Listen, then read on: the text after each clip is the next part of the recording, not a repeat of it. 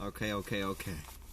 It's your boy Brandon Chung, and I'm back at it again, man. I'm back at it yet again.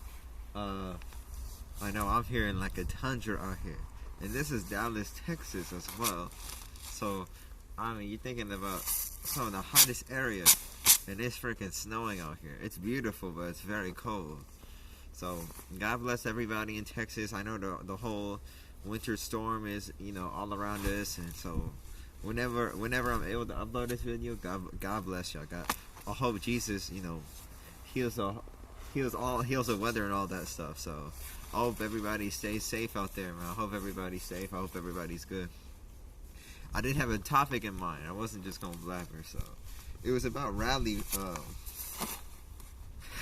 I'm just doing the whole episode out here. Sorry if my light goes back and forth. Chinese phone, you can't explain it. Chinese phone, they do weird things. Ain't nonetheless. So, have you ever heard of rally or collectible? It's called the but yeah, I'm kind of bored. That's why I'm doing this video. But rally is basically the Robin Hood of sports cards, right? I feel like it's gonna be pretty big in the sports card world. Rally and collectible. Because you can IPO your sports cards, or in other words, initial public offering. And so with this, instead of a person buying a Pele card for like $800,000, just like that, like straight up, you're selling it off in pieces. So you can buy like 500 pieces of Pele, and whatever 800,000 divided by 500 is, that's how much a share of a Pele costs, or something like that, right?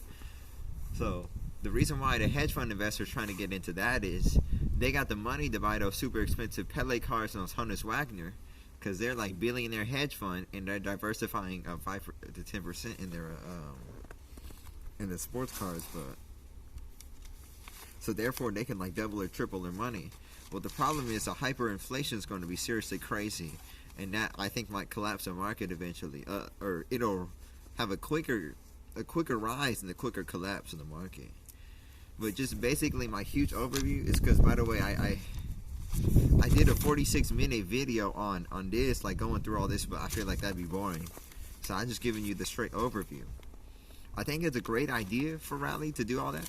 I just think it's tough to execute, and they're already late on their Wayne Gretzky cards. So it was a PSA 10 goal for like 500,000 or something. I forgot, or how much ever it was, 300,000. Oh no. I would say learn that management team. They have a lot of risk factors, different type of risk factors in here, and that's another thing. Rally's very risky, but yeah, learn that management team, because if not, there's major risk factors that it literally say the management team can do this. They can take exclusive interest. There's a lot of words about membership interest in there, and I wouldn't overdo Rally too soon, because I was like, you're gonna pay $500,000 for certain like Rally shares just at the start of it. I feel like it's a small cap company. You gotta let it grow a little bit.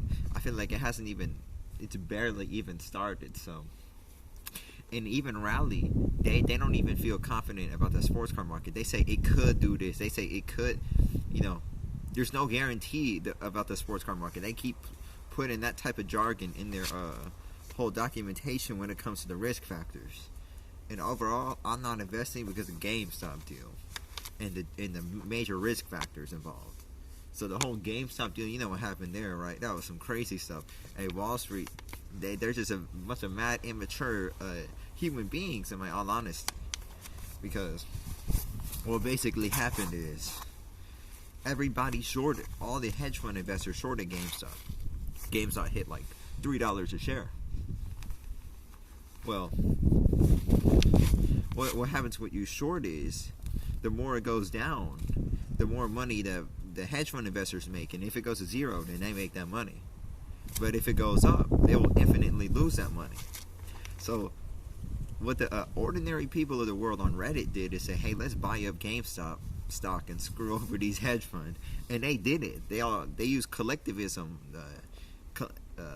investing collectivism, to beat out these hedge fund investors.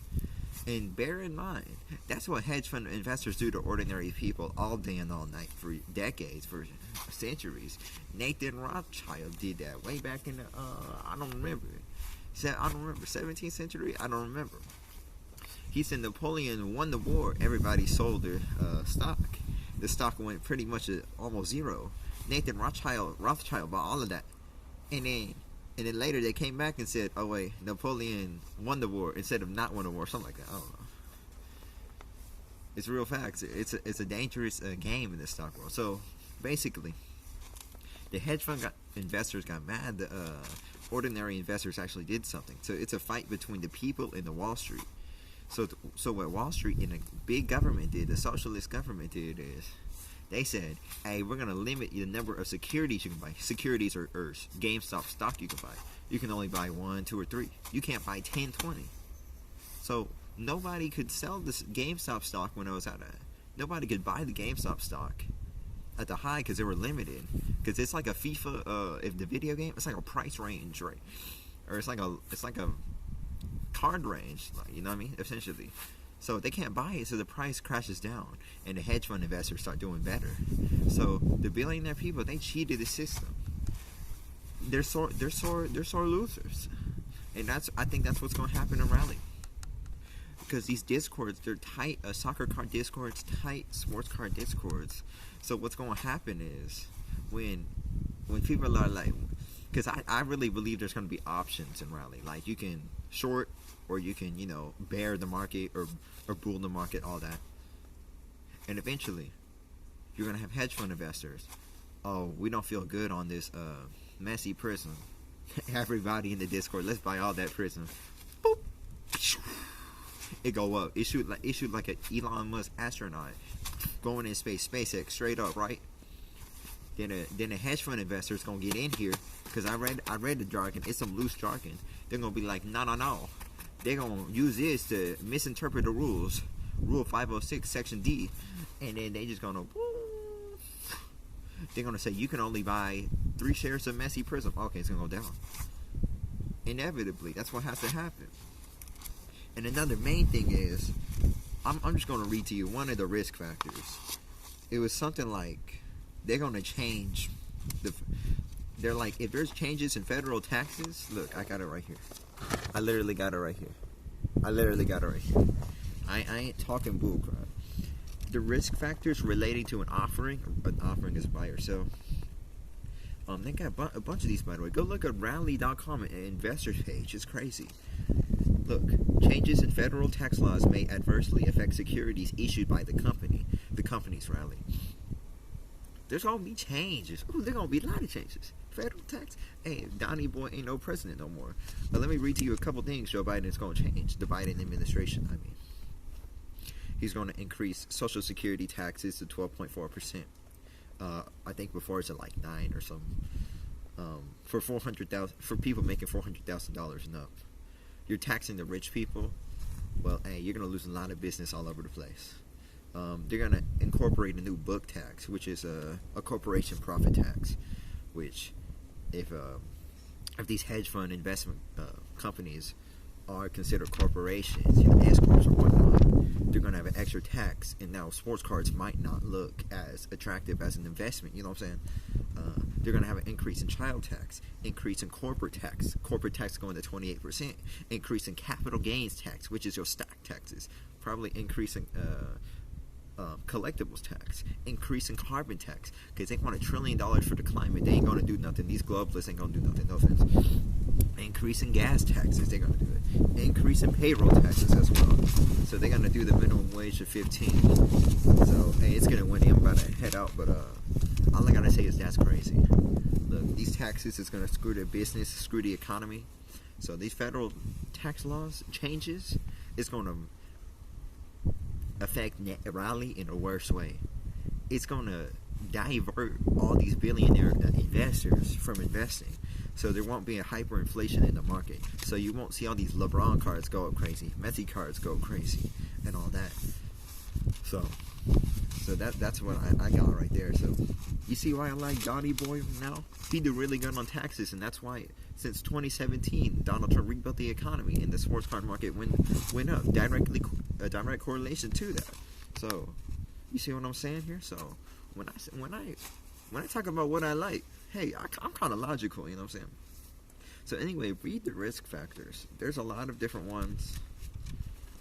Um, my hands are getting cold. I'm trying to hurry up. Conflicts of interest. They talk about inopportune times and all this stuff. Do your own advice. All this stuff. Anyway,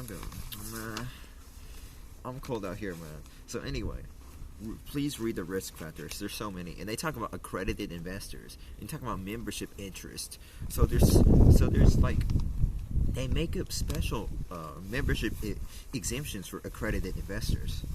But you know, accredited investors, right?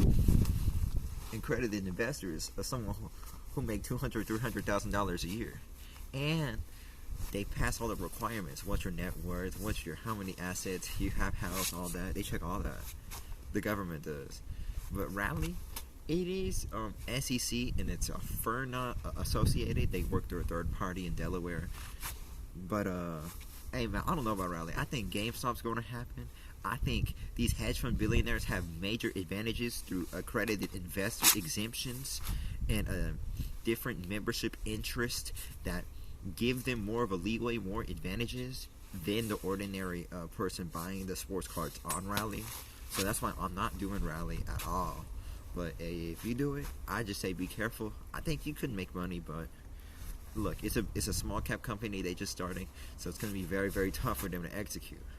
So hey, do your own research. Brandon Chung says do your own research. Do your own research. Hey, and everybody in this snowstorm, hey, please be safe. Really, God bless. God bless your families. God bless your people. Hey, Jesus Christ is around. Keep praying for nothing bad to happen to your house. I'm gonna pray tonight. Nothing bad happen to nobody's houses. Okay. I want all the sports card people to do good. I want there to be a show in March.